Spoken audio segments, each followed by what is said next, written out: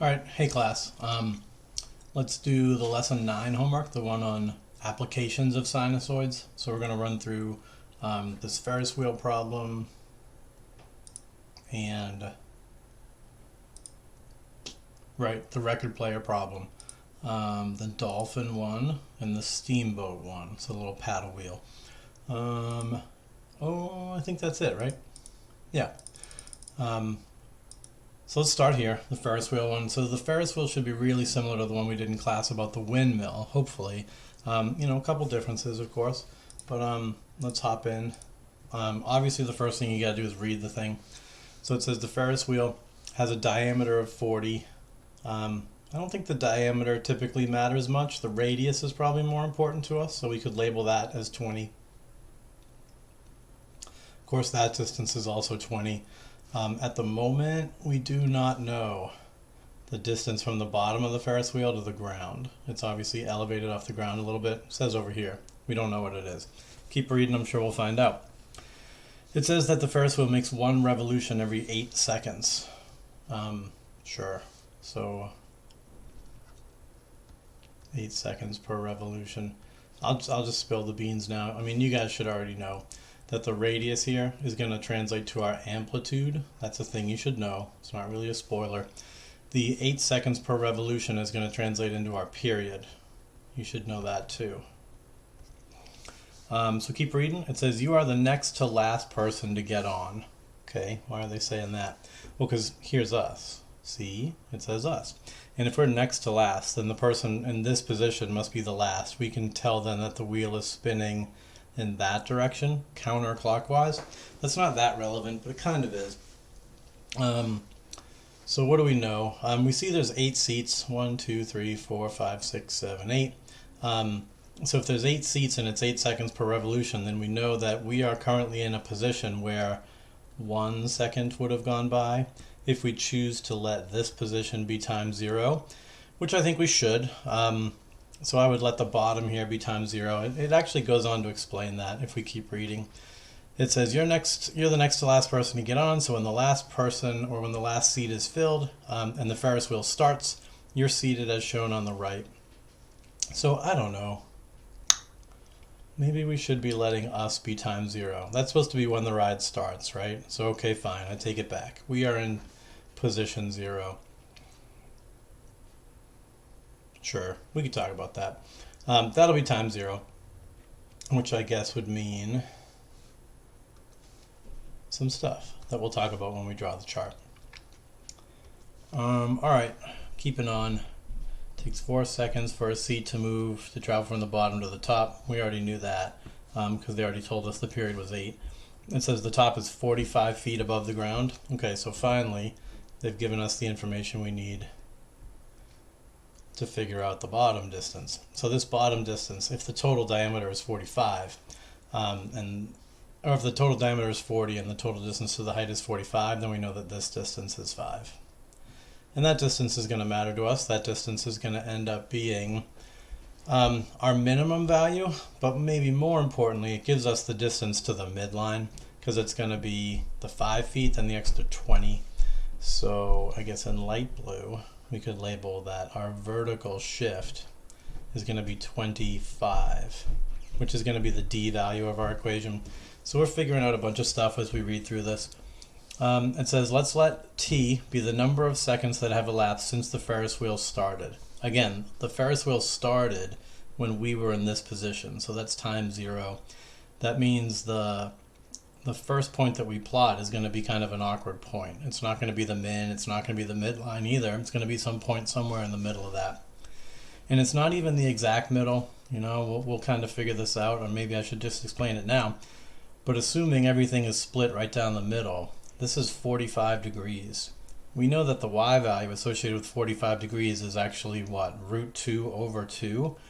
So we're not halfway down. We're not 10 feet down. We're more than 10 feet down. So that's a little bit awkward. And the truth is it doesn't matter because we're going to just incorporate a phase shift and write a function to model all this anyway. So we don't want this data point. We do just want to stick with our data points at the mins, the midlines, and the maxes. I'm going to shut up and just, explain by drawing. So am I done here? Let d be the distance that your seat is above the ground. So just as you thought, our x variable is time passing. Our y variable is the height above the ground of the seats. So sketching a function, that's kind of important. We'll draw our sketch. We know that our min is 5. We know that with a diameter of 40, our max is up here at 45. And we know that with an amplitude of 20, we could go up 20, find that our min is at 25, or our midline, I'm sorry, is at 25. But there you go. So that's easy. We also know on the x-axis, we're starting time at 0. We're running out to, actually, I don't want to do it like this. I'm sorry. I'm kind of getting backwards here. I was going to say let's go out to 8, but we don't really want to start here. Our time 0, remember I just told you, is some weird value that's between the min and the max. So I don't actually want to start by plotting a point on the axis. I want to kick over by a little bit. So for example, we know that in 1 second we would be on the midline. So why don't we start recording our data there? So if we go to 1 second, then the 9th second is when I'd be there again. Those are both going to be midline values. The midline is 25. So there's a point here, and then just notice we've phase shifted over. We phase shifted over by 1 second. Right smack dab in the middle, we're talking about an 8-second period, so half of that is 4, so the middle here is 5. At 5 seconds, we would have wrapped around, would be on the midline again at 25. So right in the middle. And then half of 4 is 2, so 3 and 7. 3 seconds are what would put us up here at the max, so that's going to be 45, bonk. 2 seconds after 5 would be down at the min, down at the min, excuse me. Anyway, I did not do very good explaining this, but I hope you're with me. This might be the first example we're looking at that has that phase shift incorporated. Every other sketch we've sketched, we've just started right on the y-axis and everything was hunky-dory. But for this problem, we really kind of can't avoid a phase shift of 1 second. And I hope that's fine. I hope you guys are following along with that. So I did my sketch. I'm happy with this sketch. The x's are labeled, the y values are labeled, everything's great. It says what type of function is it? And I'm not sure what they mean by that. I would answer that by saying it's periodic. That's a good answer. What type of function is it? Sinusoidal? That's a good answer. But if they mean what function should you write, meaning a positive sine, positive cosine, negative cosine, then to sort of minimize my phase shift, to keep everything clean, I would write a positive sine function. Maybe that's what they mean? Whatever. It's kind of unclear, but hopefully you know what I'm talking about. So part B says, what's the lowest point you reach as the Ferris wheel turns? I don't know, that's a weird question. We kind of clearly had to go through all that already, and it's 5. So what's the lowest point? 5 feet. Okay, great. It says write a sinusoidal equation that models your data. So there's the important one. Again, a lot of people think that when I say write a sinusoidal equation, that you have to use the sine function. You don't. Remember that a sinusoid can still be a cosine function. Cosine is still a sinusoid. But we're choosing not to do that. We could. There's nothing stopping us from using this and using a phase shift of 3. If you want to write a cosine function, be my guest. I'm just not going to do that. I'm going to write a sine function with a phase shift of 1. Here I go. So did they order me to write a specific variable? I guess they want d. So we're going to write a function in terms of d of t. It's going to be my amplitude, which was 20. So it'll be 20 times the sine of, I need a b value. And remember, the b value comes from the period, which was 8 seconds. So if the b value is 2 pi divided by the period, then that's going to be 2 pi divided by 8, aka 1 pi over 4. So we just slot that into our function. Now we need that phase shift. We've gotten away with no phase shift for some of our other examples, but this time we need to be shifted 1 to the right, which means we'll go t minus 1. And of course, we've certainly got a vertical shift up to the center of the circle, which we said was 25 units up. So we're going to add 25. But that should do it. If I were you, before I do anything else, it might behoove us to do this. Shoink.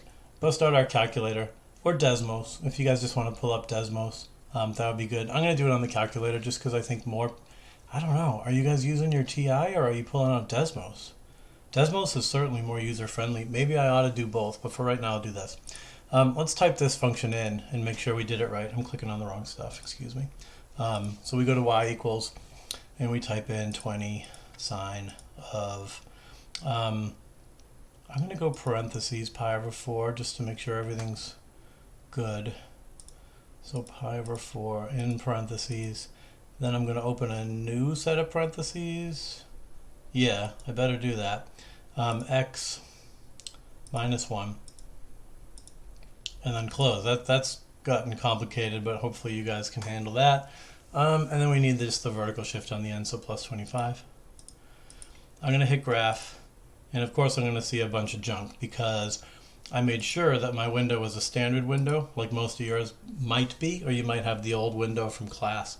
But either way, your window will probably be bad. So it's time to have that conversation again about how to manually adjust your window.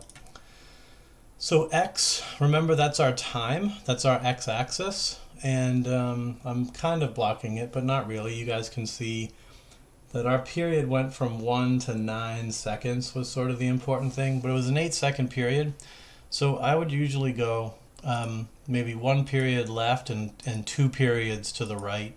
So if we go out to 16, that's good. We could go a little further and go to 20. Why not? And the x scale of 1 is fine. If you wanted to, though, we could maybe step by 2. That's our increment. 8 divided by 4 is 2. That's our step. We could use that as our step. For the y scale, we know that our min is 25 and our max is 45, but I still like to see the axis. So I am going to let this stand at negative 10 and then just maybe go 10 units above our max, so up to 55. I don't know, 60 actually feels cleaner. Let's just do that. Again, it's not a perfect science. And then going by 1s seems bad. I'm going to go by 10s. Now when I hit graph, it looks a lot better. I'm seeing a lot more of what I was expecting to see. So most of all, the important thing is this is 2 seconds. All right, this is a little hard to read actually now that I say so. But remember at 1 second we were supposed to be right on the midline, and that seems to be true. Then we go, 1, 2, 3, 4, 5, 6, 7, 8. I'm counting that badly, but we should see that 1 full cycle in the first 8 seconds. I'm satisfied that we got this right. Hopefully you guys are too. So we've got it in our calculator now. We can use it for future parts of this problem. So let me hide that again, if I remember how to do that. Yoink, that's gone. Okay, so we wrote the function. That's certainly one of the biggest things you'll need to be able to do for the quiz is just, read the question, draw the sketch, write the function. Once you've got the function, I'm hoping the rest won't be too bad. What is this for? I didn't realize we had this. Don't think I care about it. You guys will fill it in, hopefully. This is giving too much away. I wouldn't like to give you this to let you know that it goes up to 45, although that's kind of easy. But I'm not going to use this part, okay? We have our sketch, and the sketch is good enough for me. Then there's these. When do we reach these heights of 25? 25 is the midline, I guess. And we said we were on the midline after 1 second. So the first time was after 1 second. Oh boy. Typing with a mouse, not easy. Second time. Well, I'd go here, I think. We know that this is a change of 1 second. Then it takes 1, 2, 3, 4, 5 seconds. We would be back on the midline. And if you didn't feel like counting around the unit circle, then you know that we'll be at that midline again half of a period later. So of course we're just adding 4 seconds. That's probably a better way to do that. When would we be there for the 10th time? Geez. How do I explain this? Well, the first time to the second time is half a period. So from 2 to 10 means we need to change 8 times. Times 4 is 32, so it should be 32 seconds later, right? So 37? That seems right to me. But just so I don't, these kinds of things I'll often be off by 1, so I'm just going to double check. 2, 3, 4, 5, 6, 7, 8, 9, 10. So how many more times do you want to add 4 seconds from 2? You'd add it once, twice, 3 times, 4 times, 5 times, 6 times, 7 times, 8 times. So like I said, 32 seconds after 5 should get us there, so 37 seconds should be when I'm at a height of 25 for the 10th time. Again, the concept that they're getting at here, I don't think I've used this word in both classes. I think one or the other I did, but it's periodicity. Periodicity. The periodicity of a function is how you have these y values that repeat over and over and over again. And you should remember that sort of every other time that you're at that height is a full period apart, but the other ones are not necessarily evenly spaced. And again, just to explain what I mean, if we were doing this, then the first time and the second time are pretty close together, but the second and third time are spaced apart by much further. So if this was our same 8-second period, then it might only be a 2-second change from here to here. And then to the next one would be a change of 6 seconds. But the sum of those would still be a full cycle. So why are ours evenly spaced? Well, because we're on the midline. So on the midline, you know it's going to be 4 seconds. And then 4 seconds again. But anywhere other than the midline, those points would be different, or the times between them would be different. You'd have sort of a short gap and a long gap, if that makes sense. What's this other box asking us to do? It just says use your model to fill in the tables. So what is my seat's height above the ground at time 0? This shouldn't come out clean. I was explaining before that at time 0 we're essentially at a 45-degree angle.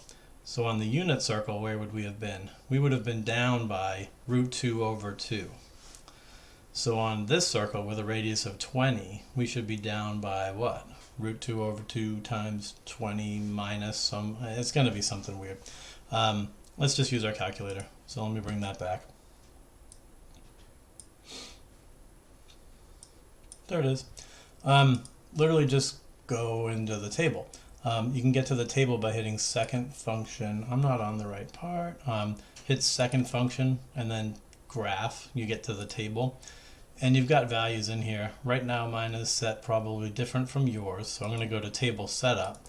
Yours is probably, it's probably still starting on 0 and changing by 1, but it's probably all set to auto, which for now is probably fine. We can see that at time 0 we're at a height of 10.858, and that's fine. Imagine if you needed to see more decimal places, you can use the arrow key to highlight that number, and you can see a much further out expansion. So if you needed more accuracy, remember I'm asking you to go to 3 decimal places. I can see 3 decimal places in the table, but when I can't, you can highlight the y value, and then you'll see a full expansion, and you can give me the level of accuracy that I'm looking for. So 10.858 is the first answer.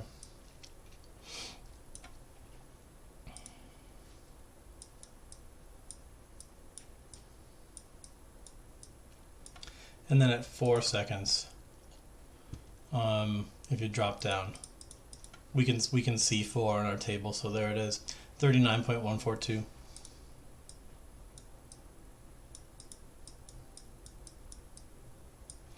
And at 9 seconds, just keep on going down. 9 seconds is 25, which we should have known. But there's everything. Now why should we have known that? Well, because, move that, slide that. 9 seconds, remember, is a full cycle after 1 second. And remember, for us, we've basically defined our time in such a way that time 1 is that midline. And so 9 seconds is just 1 full revolution after that. We're back to that midline value of 25. So we didn't really need a calculator to calculate the 9-second height, but we did need our calculator for these other ones because those ones are smack dab in the middle. But that's it. I think that's the end of this question, right? So pretty simple, actually. We didn't ask the question of, and we will almost certainly ask this, but a question where we give you a height, just some arbitrary height. Like if this is 45, a height of 40. A height of 40 would be somewhere in between these positions.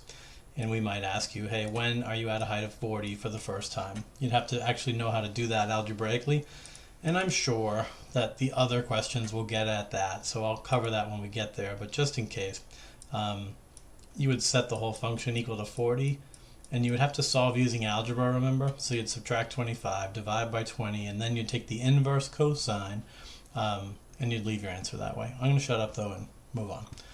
Hopefully you're happy with number 1. So we'll go to number 2. And I'm afraid I'm going to have to explain to you guys what a record player even looks like, possibly. But let me put my face back up here in this corner. Yank. Okay, so that gives me some room. It says Mr. F was recently playing some of his old 12-inch records when he noticed that a distance from a point on the edge of the record player to the front edge of the record player could be modeled by a sinusoidal function. That might be where I've lost you. So here's the deal. Record player. So record player, you'd sit it down on a table and you lay the records down on them horizontally. So that's supposed to be a perfect circle right there. And then you guys know the little needle comes over and the record spins, and the needle drags across the record and it makes music. Whatever. Maybe we don't know that anymore. But imagine this. Here's a point. If I took this point and put it on the edge of the record, then what I'm talking about here is I'm measuring the distance from the front edge of the record player itself. So basically, it's like a Ferris wheel if the Ferris wheel got knocked over, right? Everything is horizontal now. Instead of vertically going up and down in the air, we're going back and forth away from this green line. But it's really the exact same deal. Maybe it's weird to wrap your head around, though, because everything's horizontally oriented instead of vertically oriented. But, you know, this position here represents the minimum distance from the front. As we rotate to here, that's the maximum distance from the front. And then these positions at 90 degrees and 180, those are our midline values. It's the same. You just maybe have to squint your eyes out a little bit because it maybe feels a little different. But hopefully after explaining that, maybe you guys could now just go to town on this problem yourself. If you can, then pause the video and do it yourself right now instead of watching me do it. Anyway, here goes. So I told you that the record was a 12-inch record. That literally means the diameter is 12-inch. So they call those 12 inches. Anyone who, I don't know, if you're a vinyl enthusiast, you know that there's smaller ones that are called 7 inches. And that's because their diameter is, well, 7 inches. Those typically only have 1 or 2 songs on each side. And then if you want a full album, then you have 12-inch records. Why am I telling you this? I don't know. Maybe somebody out there cares. So we're talking about a 12-inch. And it says that the record player is a 16-inch square. Why did I tell you that? Well, because I am assuming... Now, should I assume? Did I specifically make this clear? I didn't, but you should assume that the center of the circle is also the center of the square record player. We have to assume that. And so that means then that the distance from the center of the record player down to the bottom would be 8 inches. But a 12-inch record, the distance down would be only 6. And that means the gap right here is 2 inches. So as we now try to sketch our graph, I'd pull everything upright again. Down here, of course, is 0. I just told you that this gap was 2 inches. And so then the distance up to the midline of a 12-inch record would be the 6 inches. But that would actually put us at a height of 8, or a distance of 8 from the bottom of the record player. And then 6 inches up from there would bring us to 14. So that's how you work your way through those vertical. Now they're not vertical, they're actually horizontal distances because of the way a record player lays down on a table. But for our sinusoid, in the y direction, we're going min at 2, midline at 8, max at 14. I hope you get that. Now as far as the rest of it, I got to keep reading.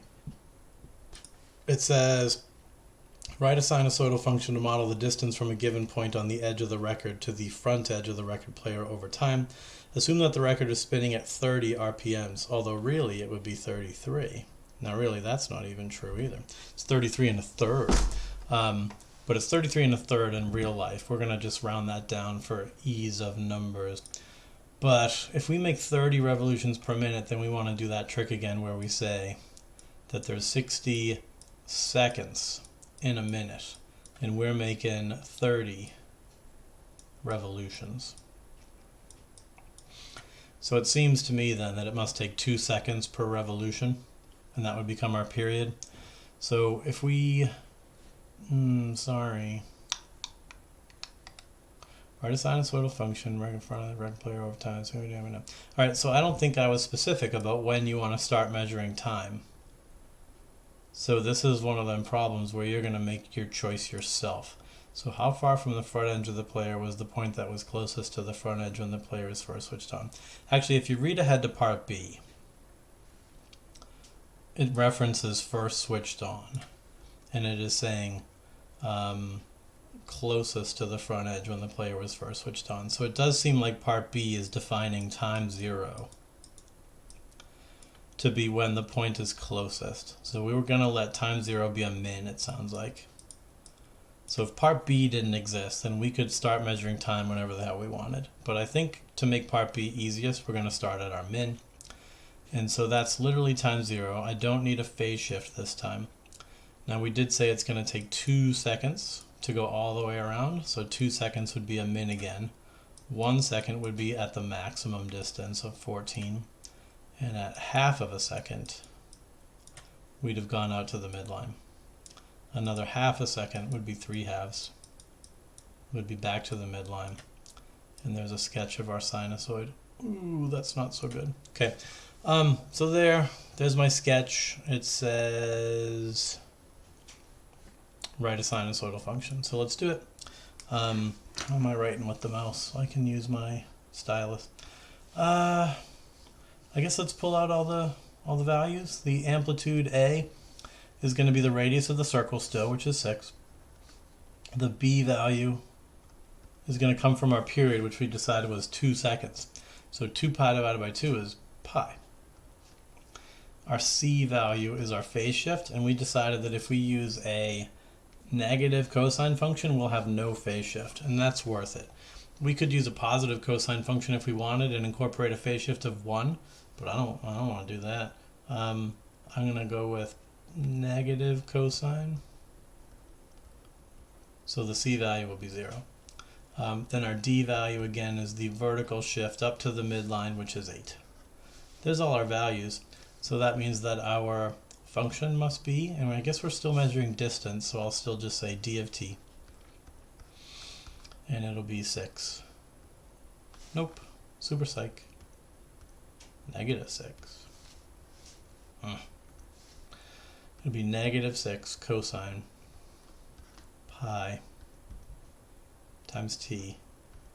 And I don't need any extra parentheses or nothing because there's no phase shift.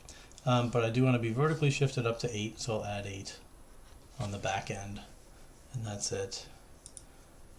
Previous question. Alright, we were a positive sign. I got nervous for a second there that I forgot the negative, but no, we were a positive sign function, so we're fine.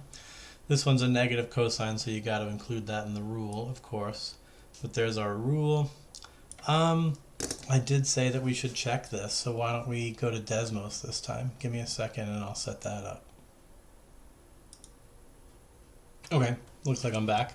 Not going to remember all the values, but I believe we had an amplitude of 6, so negative 6 times the cosine of. We said we need pi times x, and then we had to add on 8. Sounds good. So in Desmos, I can just drag stuff around to get a better view. If you want to have more control, let's move my face over to there. If you want to control this window even more, then you better go into this little wrench. And then we can change things around. We're in radians mode, which is good. We want that. for the x scale, we went in 4 seconds left. Our period is only 2, remember, so we might only want to go 2 to the left, and then maybe 6 to the right. I don't know. Let's do 3 periods to the other side. 6. So whatever. Then the problem really is the y. We're only going from -1 to 11, and we know that we're oscillating from 2 to 14. So let's change this. Let's go down by, I don't care, 5. And let's go up to, I don't care, let's go up to 20. And that's a good looking one. Perhaps more importantly though is maybe let's try to get the step right. If my period is 2 seconds, then we should go by halves. And now we can see these bolder lines are half seconds. For the y value, this is fine. We're going by ones. Let's just keep on going by ones. Yeah. All right. So is this working? It seems to be. I've got us at a min at 0 seconds. The min is 2. 1 period later, we're at 2. I've got the max up here at 14. So yes, it seems like our model is modeling the situation exactly like it's supposed to. So there, great. We double checked ourselves using a graphing calculator of some kind. In this case, it's Desmos. Okay, so great, whatever, don't care. Bring this back to the front. Zoop. Okay, so I'm back. What are we doing now? It said write a sinusoidal function, so I've done it. Part B says how far from the front edge of the player is the point that was closest to the front edge of the player when it was first switched on after 50 seconds. I don't think we need a calculator for this, do we? Because 50 is a nice clean multiple of 2, and 2 is our period. So 50 seconds seems to imply that we've just gone around exactly 25 times. And so we're still going to be close to the front edge. We're going to be at that exact same position where we are still 2 inches from the front. We're still going to be at that min. So this is technically d of 50. I just don't need any fancy stuff to evaluate. Now on the other hand, if you don't trust me, I can bring back Desmos. That's not Desmos. Are you Desmos? Yeah. Okay. And in Desmos, you guys, you could go here. I would encourage you to copy this. Copy your function, paste it in a second time, then hit the sprocket. And then what you can do is tell it, instead of generating a graph, just give me a table of values down here. And then you've got your graph still here, sort of editable. Maybe you could still edit it here. I guess you can. I usually like to copy it though and just have a function that I can edit in a table. Whatever. Anyway, you can go into your table now and just extend it manually. I'm just clicking around and I can ask it for the distance at 50 and lo and behold it's 2 like I said. You know, I'm in Desmos, so I could even scroll over. I could sort of zoom out so I can scroll faster, zoom back in, and y'all can see that at the 50th second we're at that min. So I can verify this numerically in my table. I can verify it graphically on the actual graph. The one thing I'm not going to do is verify it algebraically because I don't feel like it. Alright, we're back. And let's do the next part.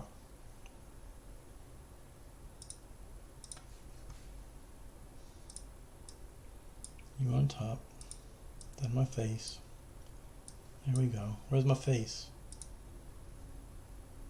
Why? Oh, right. Here's my face. No, I don't see my face. Alright, you guys don't need to see my face. Do you?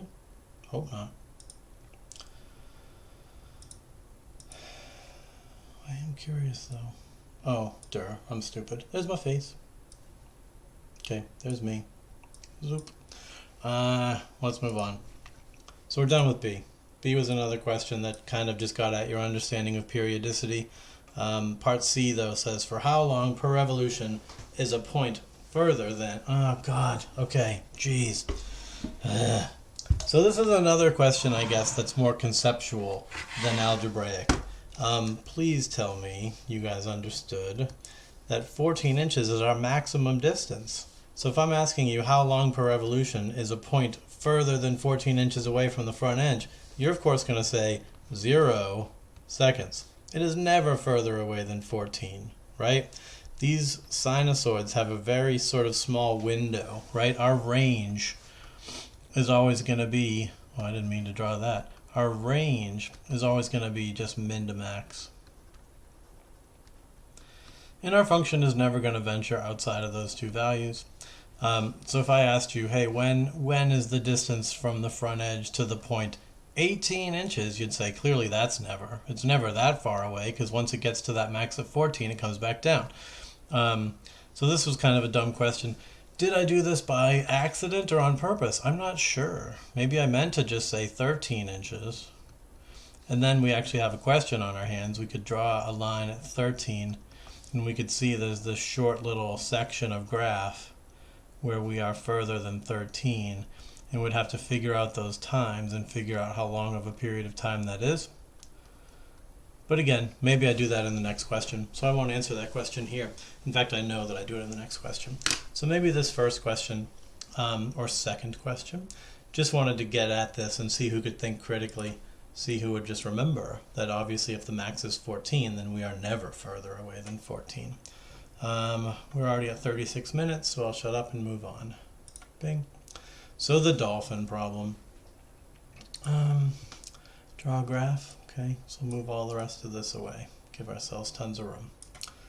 It says draw a graph to represent the dolphin's height above the water in terms of time t, with time 0 representing a maximum depth. Okay, fine. I remember this problem being confusing to some people because of the way it's sort of defined. We've got the dolphin coming up and out of the water. And so if we are supposed to be modeling height above the water, but we're not always above the water. The x-axis is the water. See this beautiful drawing of water? Oh, it got so much worse at the end. There's going to be times when the dolphin is up above the water and times when the dolphin is down below the water again.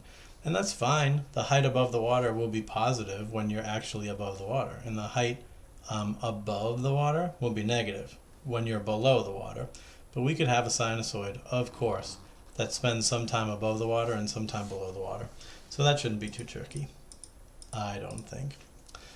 So let's read. It says a dolphin is swimming near the surface of the ocean and it's jumping up and out of the water in such a way that its height above the water and its depth below the water can be modeled by a sinusoidal function.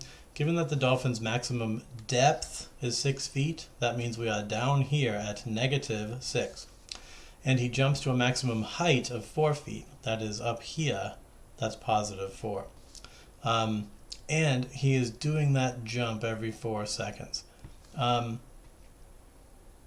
overthink this. I'm sure I didn't word it quite right, but my thinking here is, you know, he goes up, he comes down, and then he decides to do it again, and the whole thing takes 4 seconds. I'm definitely just trying to say that 4 seconds is the period. So if we draw this out, then what did we say? Let time 0 be a maximum depth. So yeah, so we definitely want to start here. That'll be our maximum depth. That means 4 seconds later is when we decide to jump again. So 2 seconds in is when we're at our maximum height. 1 second in would be on the midline, which is, well, let's see. This total change, this max minus min, is 10 divided by 2 is 5. So 5 is the amplitude.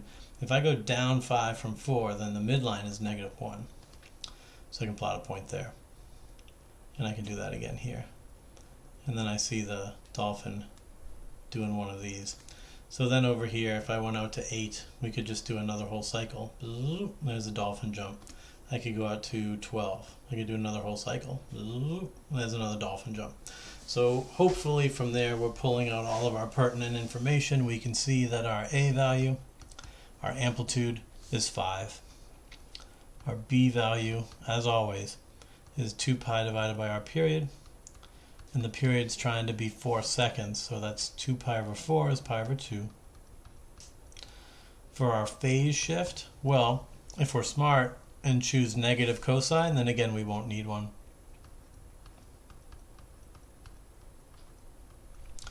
So as long as you choose negative cosine as the function that you're going to write, you'll have no phase shift. B value, D value is where the midline is, and we said that's down at -1. So there's everything. Trouble. I am specifically barring you from using a cosine function. So, okay, fine. I guess I'm just doing that because I know that the previous problem we used cosine. So to make this problem ever so slightly more interesting, I guess we have to use sine. So that's fine. That just means you have to do a phase shift over to this point right here, or this point over here.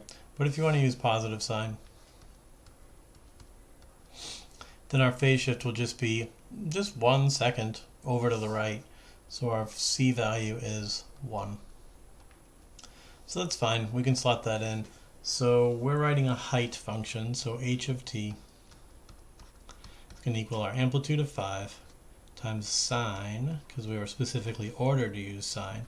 B value is pi over 2. T minus our phase shift, so -1 to push us to the right, and then a vertical shift of 1 to pull everything down. But there's the rule that should model the situation.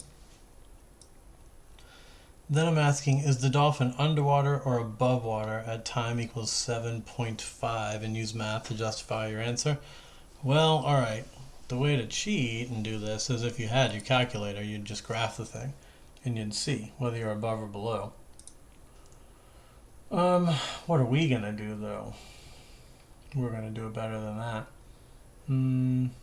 Yeah, we are. I'm not even going to pull up the calculator and cheat.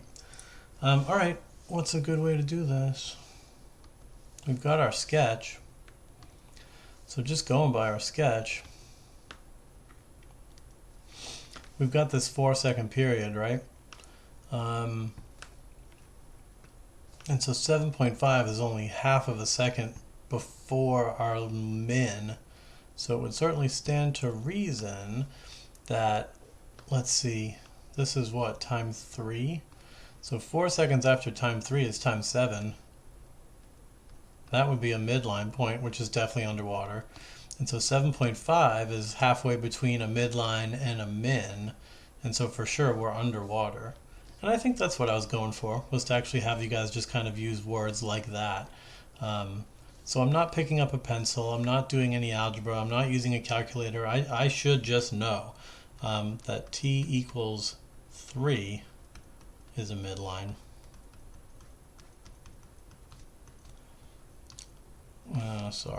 So t equals 3 plus a whole period.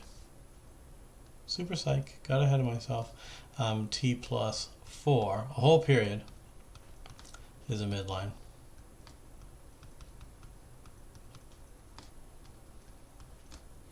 And t equals 8 is a min.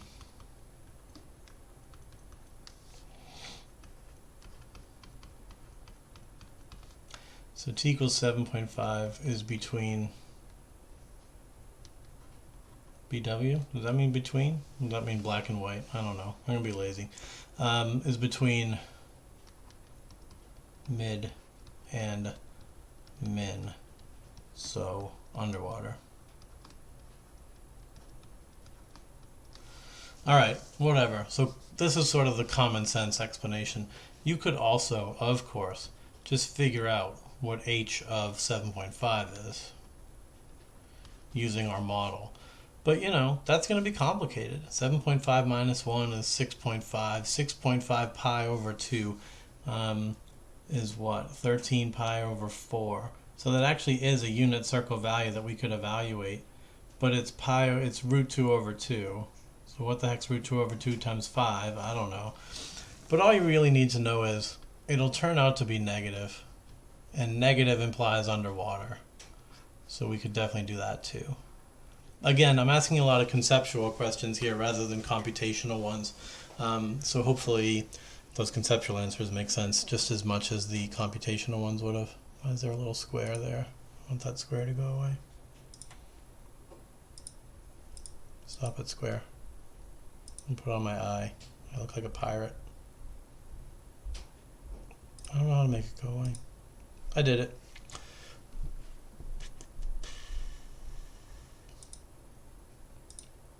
Okay, back to work.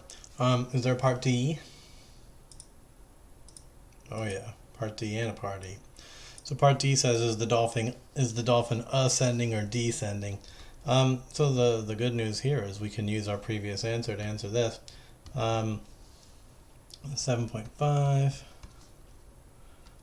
is again between a mid and min, so obvs it is descending.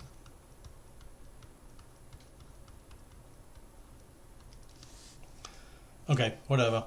And then I guess part E is finally the part that matters. It says, over the course of a jump, how long does the dolphin spend at depths between 3 and 4 feet? I don't think I've asked you guys to do this before, because this time we have to be between two depths. So a depth, remember, would be the negative values. Depth implies underwater. So we know that we had a sinusoid oscillating between -6 and +4. Midline here at -1. So our graph started at a min, right? And so it's going...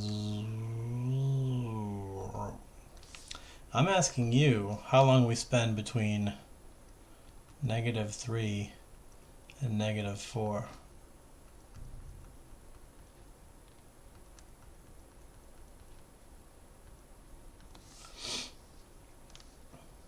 So over the course of a jump. Now the course of a jump, I'm still saying that a jump is a full period.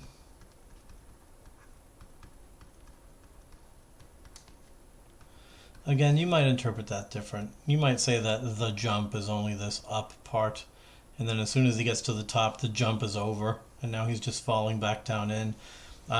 I wrote the questions. I can tell you what I had in my mind. What I had in my mind was for you guys to just be treating the jump as a whole period.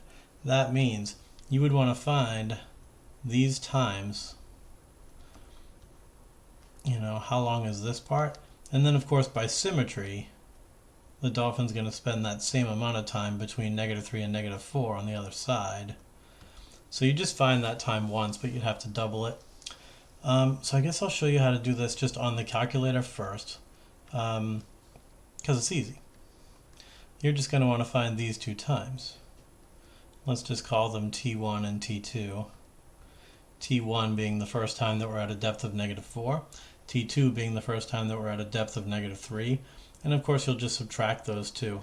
To make this super easy, let's pretend for a second that these times were like 3 seconds and 5 seconds.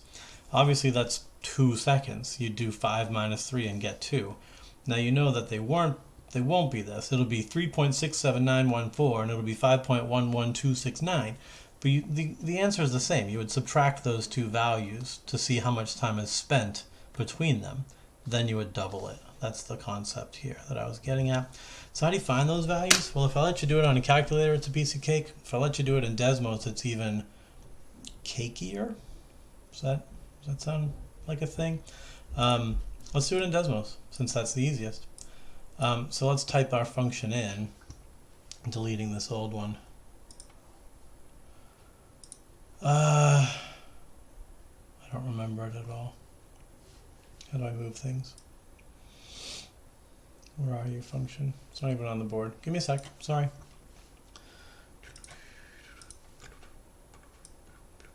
There it is. Yoink. Okay, so now I can see it. Or can I?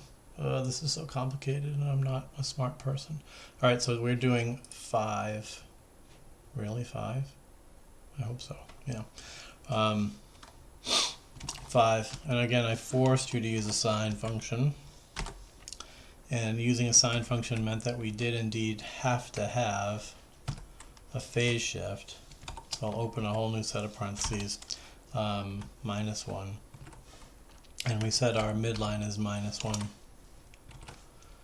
So hopefully that's working. Kill the blue, keep this. How's this look? We're starting at a min? Yes, we are. Takes us 4 seconds to complete a cycle. Yes, it does. We're at a max at 2. Yes, we are. So everything's great. I don't know. Let's be fancy. Let's go y equals -1. That's our midline.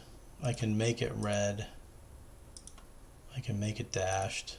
I can make it real skinny. Just so we can see the midline. That doesn't look like the midline. Uh-oh, trouble. So Mr. F is screwed up. Let's go back. I'll fix this. This is easy. I can handle this. All right, get my face back too. My embarrassed face. All right, what did I do wrong? Maybe nothing. Maybe I'm thinking about this problem wrong. But we wanted to be at a height of 4, didn't we? Where was this information? Jump to a maximum height of 4 and a maximum depth of 6, right? Where does it say? Yeah, maximum depth is 6. So that's a total change of 10. Half of 10 is 5. So the amplitude should be 5. I stand by that. And if I go down 5, I'm -1. I stand by that too. So did I type it wrong?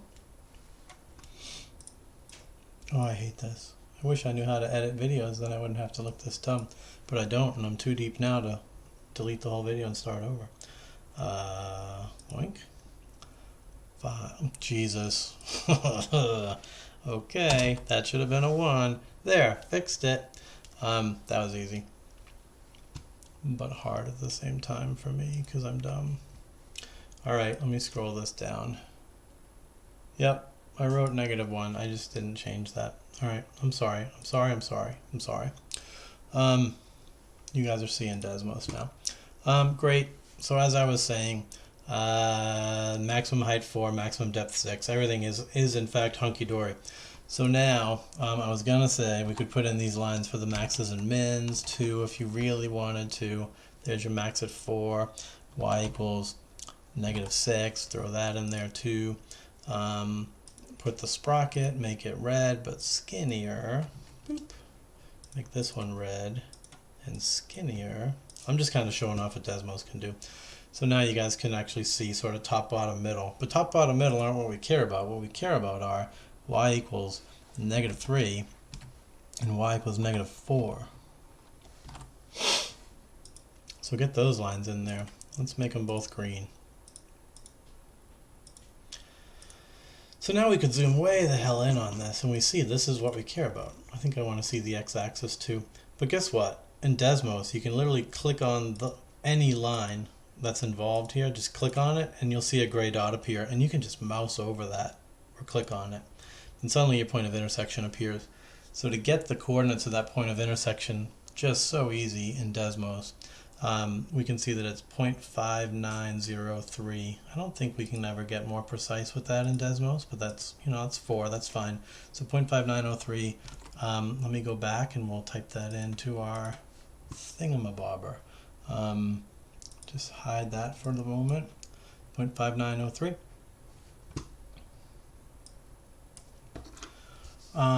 So again, I'm kind of oversimplifying this. You guys will not have Desmos. You'll only have your graphing calculator.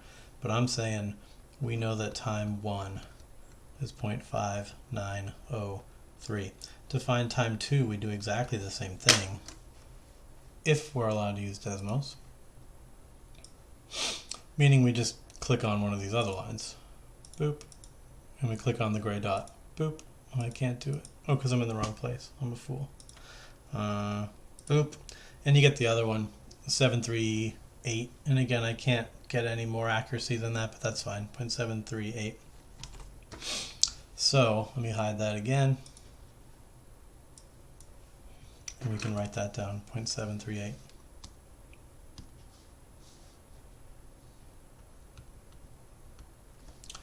So I don't know, let's use capital T for time. So the time between them then is going to be 2 times the distance between them, so difference of them, 738 minus 5903. So the total time spent underneath would be 2 2 times whatever this difference is. I don't want to try to do it in my head because I look like a fool. So do it on your TI. Zoop. Didn't work. This is too hard. I don't like it. Videos. There we go. Second quit. 0.73. 8 minus 0.5903 is that number. And again, we said that's only sort of on the first half of the jump. On the second half of the jump, it all happens again. So double that. So 1477, 2954.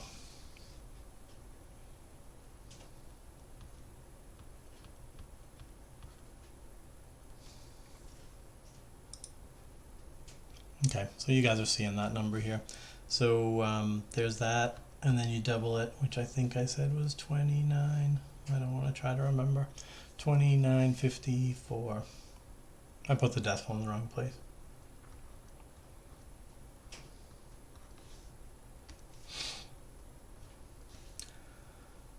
But that's it. That's a problem solved. But again, we've solved it too easily. So let me make sure everybody knows the keystrokes on their calculator. So let's say we're doing it in our calculator, which is currently on the board for y'all. I guess you're seeing it.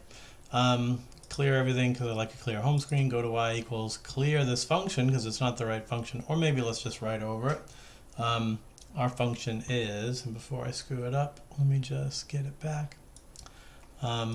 Let's definitely overwrite this. So it'll be 5, delete.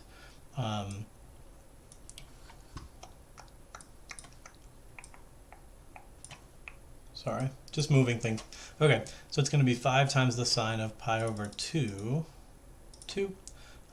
Still x minus 1, but instead of plus 25, we're going to go minus 1. Delete that 5 on the end. You can hit graph, it's going to look weird. I'm not going to double check that everything's hunky-dory. Yes, I am. We do have to fix our window because to find the points of intersection, you have to have a good window. So we said our period was only 4 seconds. So if we stick to what I've been saying, we're going to go 4 and 8. And for the y values, we were at depths of 6 and 4. Let's just go negative 10 and 10. That's going to be fine, right? Oops. Quit. What'd I do? I bet it was negatives. It was. So I have a negative at 10. Get rid of that. The max should be positive. Now graph. Yeah, looks fine. So again, we're just looking for those points of intersection.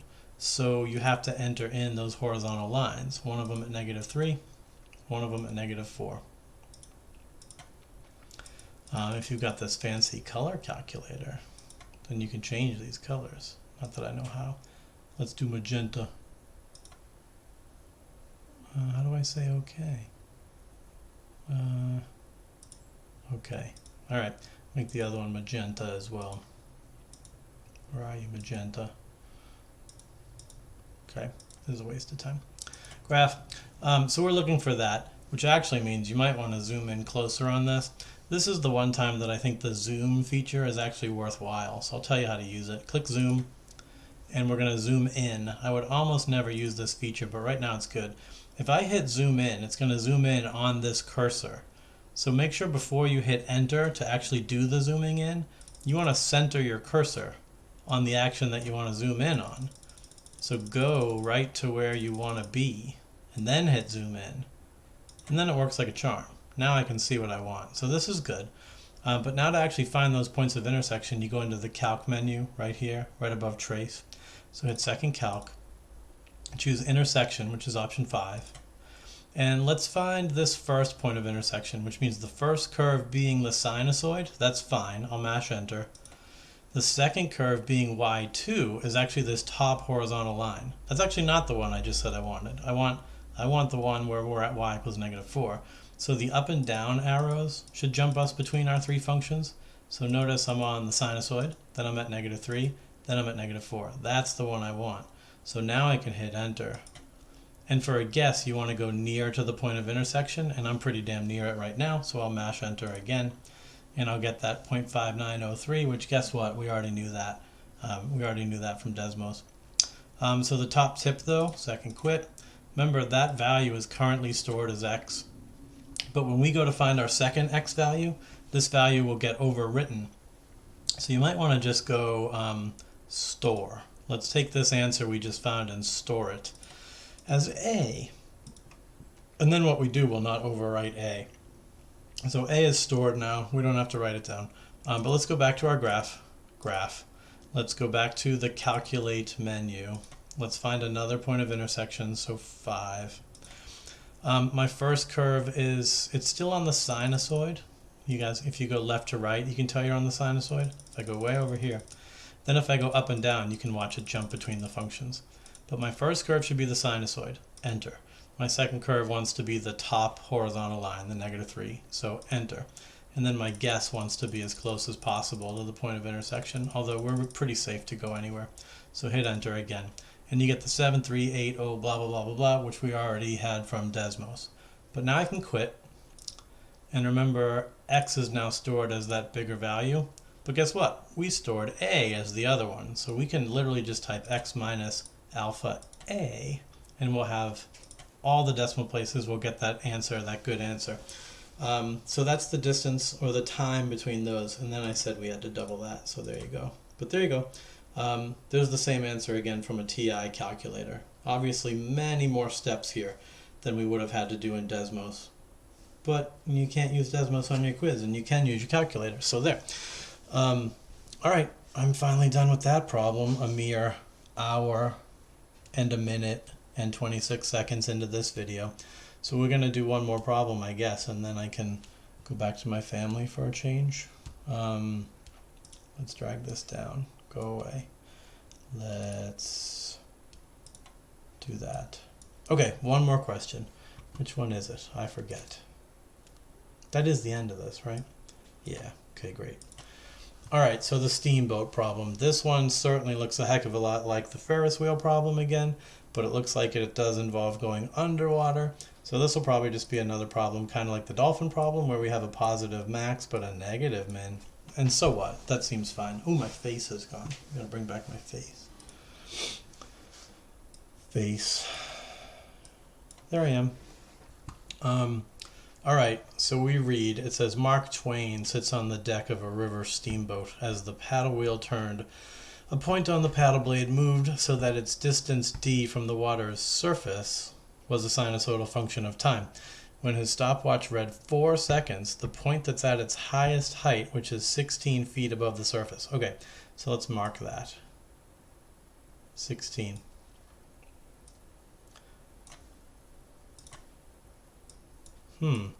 Mark that distance. Mark Twain. Is that a pun? Or is that historical accuracy? Is that actually how he got his name? Be prepared to talk to me intelligently about Mark Twain on Monday. Maybe I'll give you a bonus point.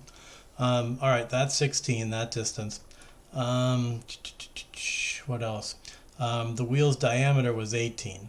Okay, given that the wheel's diameter was 18, then that tells you that this distance from here to here was 2.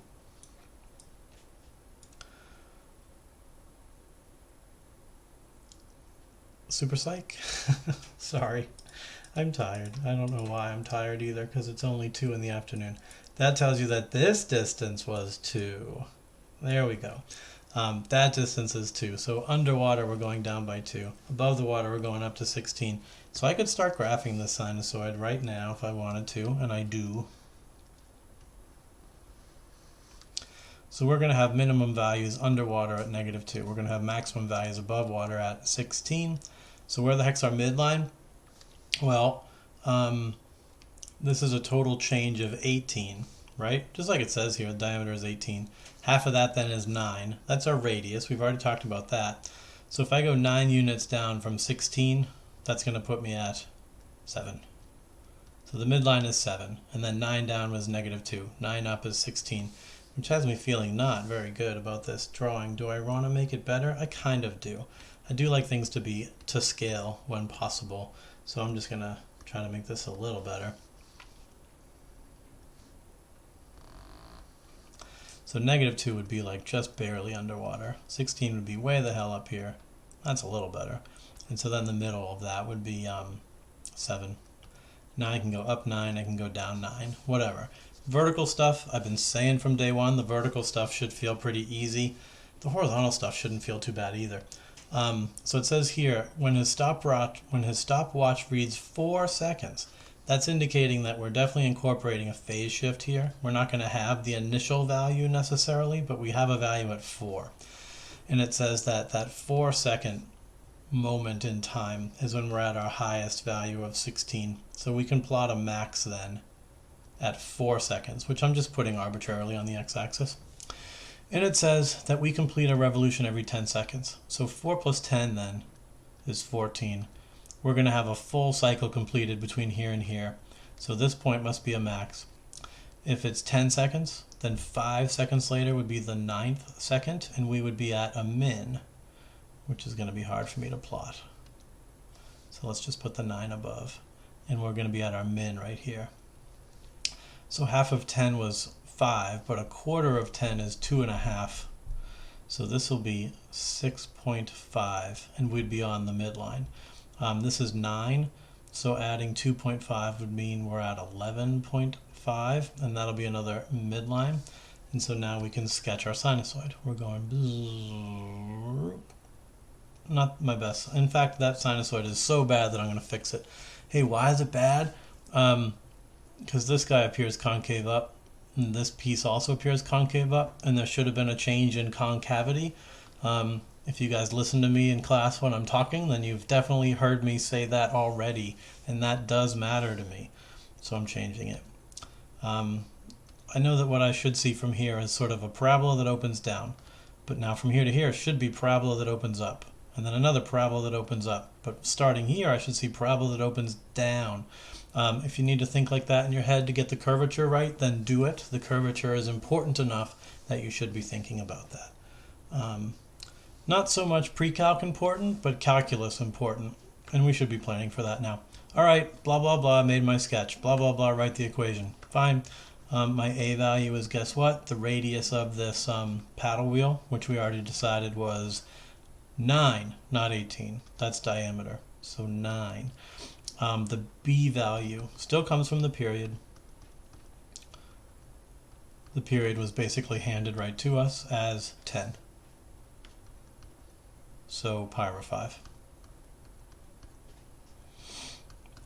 Our C, our phase shift, that again depends on our function choice, but you know, we're basically being fed another cosine function.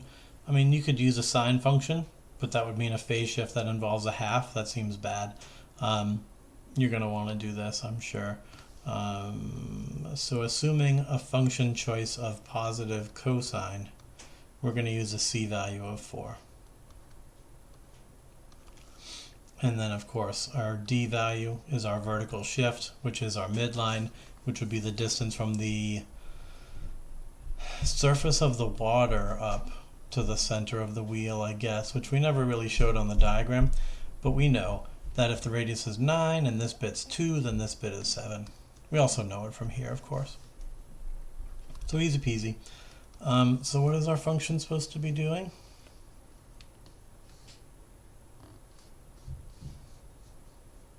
So D, we're calling it D, the distance from the water surface to the blah, blah, blah. So we'll say D of T again. So the amplitude is 9. We're writing a cosine function that is positive. We do need a B value, pi over 5. We do need to incorporate our phase shift. So it's minus 4 to push us to the right by 4. And we do need a vertical shift to push us up to 7. But that should be the function. Hopefully you guys are feeling like you're very good at this by now. 4 examples deep should be good enough, I hope. How far above the water surface? Da, da, da. All right. So now we're just answering questions here. I'll try to do these by hand, but I don't think I can. So how far above the water surface was the point when Mark's stopwatch read 5 seconds? Well, 5 seconds, that's not a clean one, right? 5 seconds is between 4 and 6.5, so it's going to be somewhere between 16 and 7, and no, we can't do it. Even if we plugged it in, 5 minus 4 is 1. We don't know how to evaluate pi over 5. So there's literally no way to get this answer except by using your calculator. And you will have your calculator part of the time on this quiz. So here's my calculator. I'll clear all this garbage. Clear this garbage. I want to keep clicking in the wrong place. I'm sorry that I'm dumb. All right. So we type in our new function. I'm moving that like it matters. I can move this to here. All right. So yeah, we're going to go 9. We're going to go cosine instead of sine. We're going to go pi over 5 instead of that. We're going to go t minus 4 instead of that, and we're going to add 7. Okay, feels good. I don't need these values anymore, so I'm going to take them away. I'm going to hit graph. And of course, it's going to look like hot garbage because our window is messed up, really messed up right now, because remember, we were zoomed in on just -3 to -4. So I guess I got to do this manually, which I don't mind at all. We're looking at a cycle that goes 10 seconds out, so I'm going to go -5 to 20. That will certainly show me one full period at least, plus a little bit more. Oh, I deleted it. Let's go by, going by 2's is whatever, I don't care. Alright, so for the y scale, our min is -2 to 16, so I would be inclined to go -10. Who cares? It doesn't really matter, but you got to go lower than -2 and higher than 16. You guys should be good at this by now. I should probably be able to stop over explaining this. So I'm going to go -10 all the way up to 20. Maybe I'll go a little higher than that actually. And I'll hit graph. And then lo and behold, a beautiful graph emerges. So what am I doing now? I had to graph this really just so that I could go into my table now. And once I go into my table, I know that they just wanted the value at 5 seconds. And I can just read it off the table at 5. So it's 14.281, which we knew. Because we knew 5 seconds was between 4 and 6. We knew that would be between 16 and 17. So like here-ish. So getting an answer of 14-ish feels great to me. That feels exactly right. So I'm going to write that down. So we're going to call that d of 5. And I am going to say it's approximately, because we are going to round this decimal off. So 14.281. And these are feet. Now they want to know what is the distance above the water at the 17th second. Now if I had asked you for the 15th second, I'd love to think that you were going to say that that's exactly one full period later. 15 is 5 plus 10, so it would be the same. It would be the 14.28 again. But it's not. It's 10 seconds plus an extra 2 seconds later, right? So 2 seconds later is going to put me somewhere else, definitely. It's going to be another ugly one. And I could scroll through my calculator if I wanted to, or I can be a smarty pants. Instead of scroll, you know, for 17 I can get there fast. Look, I'm there. I made it. That was easy. But what if they had asked you about 117? You guys should know that you can go into table setup, and you can tell the table where to start. So if you want to be all the way at 117, then you type that in. And now when you go back to your table, it'll jump you way down to 117, okay? So that's a good trick to know if you're using your table. But we were only at 17. So even if we were on, oh my God, I'm doing it again. Even if we were table setup, even if we were starting at 1, you can get to 17 pretty fast by just mashing this key. There's 17. And apparently has a set of height of 4.219. 4.219, because you're going to round off appropriately. Feet.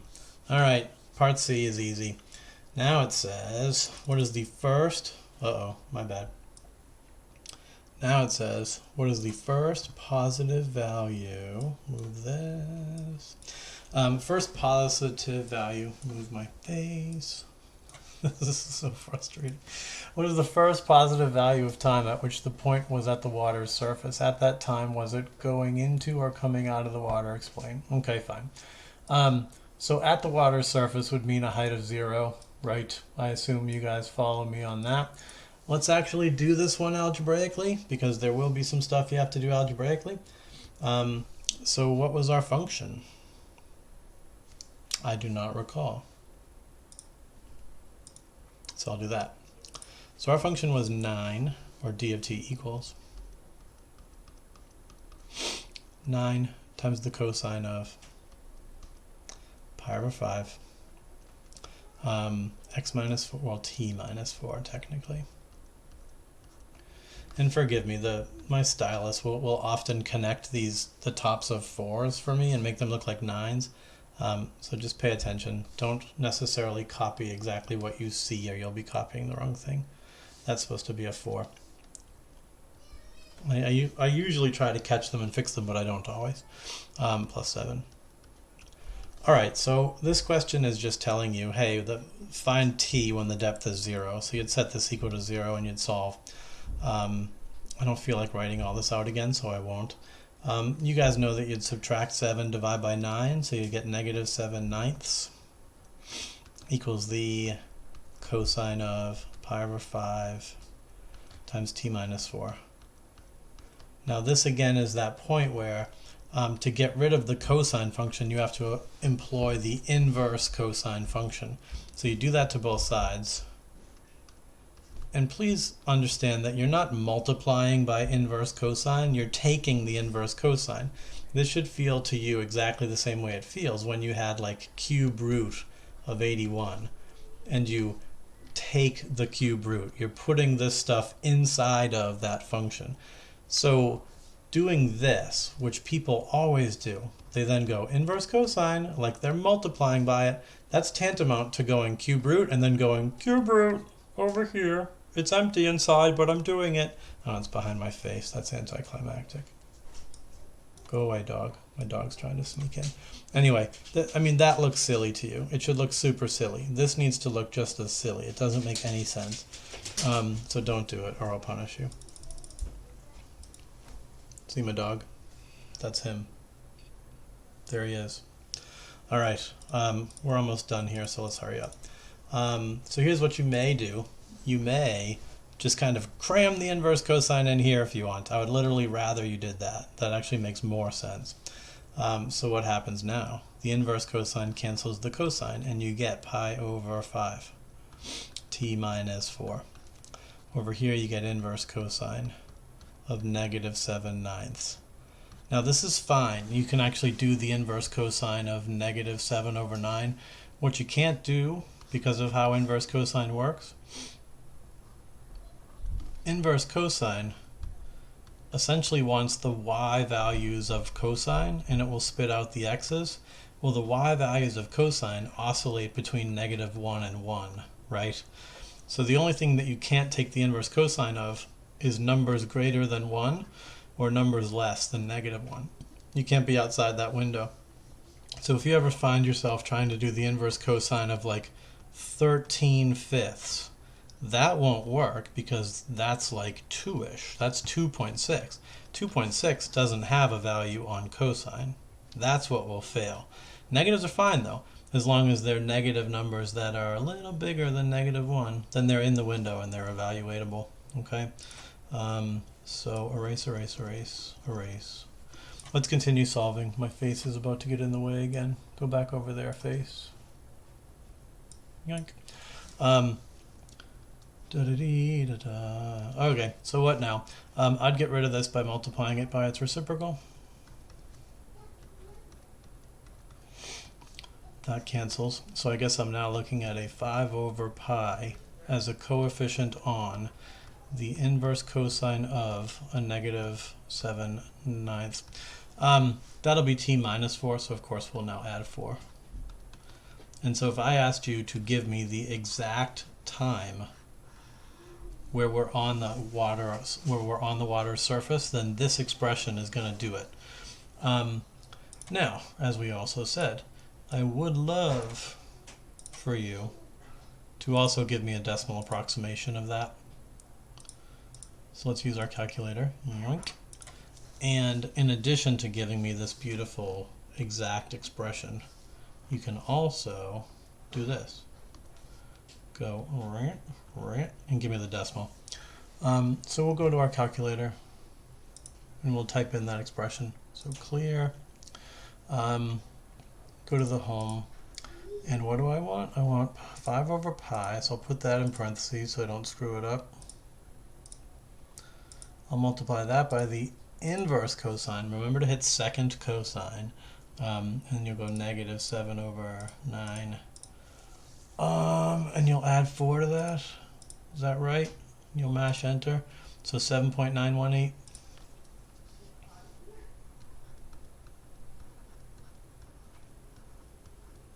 These are seconds, I hope. Gotta be. All right. So great.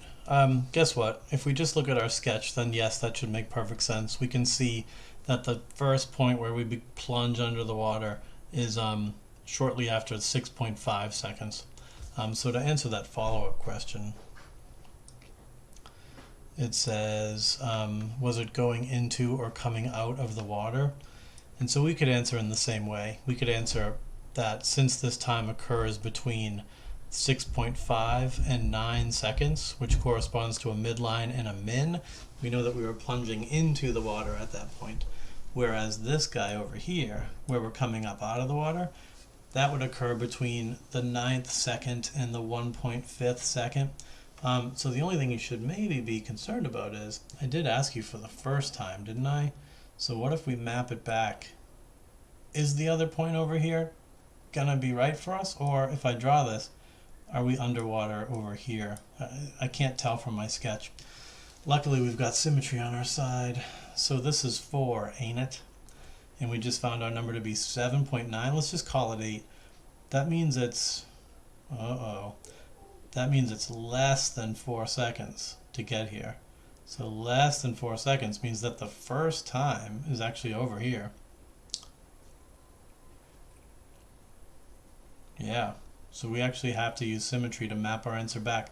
So why did I get this point? Because I thought that our function would always return this. I guess the phase shift messed that up.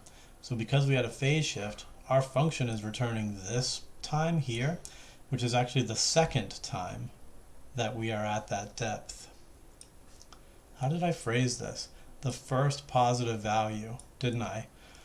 So our function actually gave us the second positive value. And so we do kind of need to know that. So we have to use that symmetry trick that I was explaining before. We know that at second 4 is when we were at a max. So we came down and we did our thing. And this time was 7.918. I'm drawing stuff that you can't see like I always am. Move that over there. So using symmetry then, we can figure out that the time from 4 to here is 3.918 seconds. So that means I should be able to push backwards in time by 3.918 seconds as well. And I can find that I'm also coming out of the water at a time of 0.082. So just barely. That's a positive time. That's actually the answer you got to give, right? So how do I even modify this to make it work? I don't even know. I'm not even going to bother. But best not give me this. To change this answer, 4 seconds forward. I don't want to. I don't feel like it. I'm not doing it. But hopefully you guys understand this would actually be the answer. I need to call it. I can hear my kids milling about outside and everything. I gotta go deal with them. Ask me about this in class if you have a question. Because I'm done. Yeah, I'm done. All right, I hope this was helpful. See you later. Bye.